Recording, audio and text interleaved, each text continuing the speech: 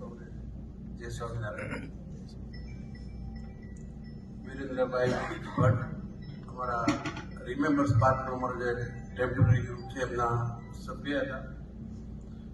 અવારનવાર એમની બેઠક, એમની વાતો અમારા આખા ગ્રુપને હૃદયસ્પર્શી હતી.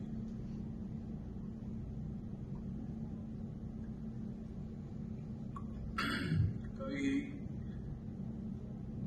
કાગના શબ્દોમાં કહું કે કોકદી આવીને મળશે. કવિ કાગ ભગત બાપુ કહે છે કે કોકદી આવીને મળશે, જો સાજણ વિદેશ ગયા પણ એ માડુડા નહીં મળે તો ધરતી ડંગ થયા. વિદેશે તો આપણે આશા છે 2-5 વર્ષે 10 વર્ષે પણ આવશે, પણ એ માડુડા નહીં મળે જો ધરતી ડંગ થયા.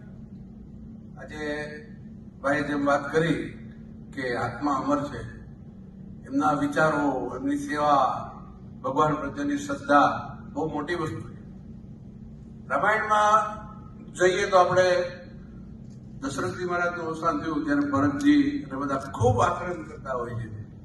ત્યારે ગુરુ વશિષ્ઠજી કહે છે કે શું નવું ભરત ભાવિ પ્રબલ, બિલકી કહે મુનિનાથ, હાનિ લાભ જીવન મરણ, જશ અપજસ સબ વિધિ કે હાથ. આ 6 વસ્તુ આપણા હાથમાં નથી: હાનિ, લાભ, જીવન, મરણ, જશ અને અપજસ.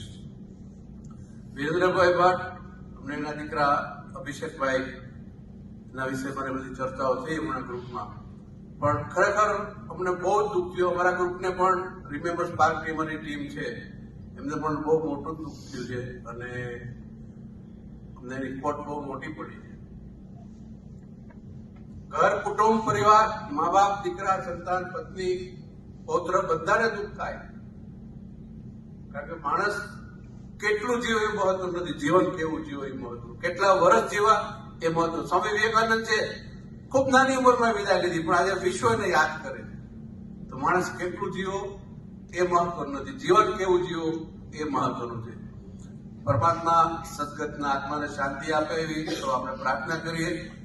વિશેષ કઈ નહીં કહું, પણ બેફામના શબ્દો મને યાદ આવે છે કવિ કાગના, કવિ બેફામ, કે રેડા હતા એ સૌ મારા મોત પર.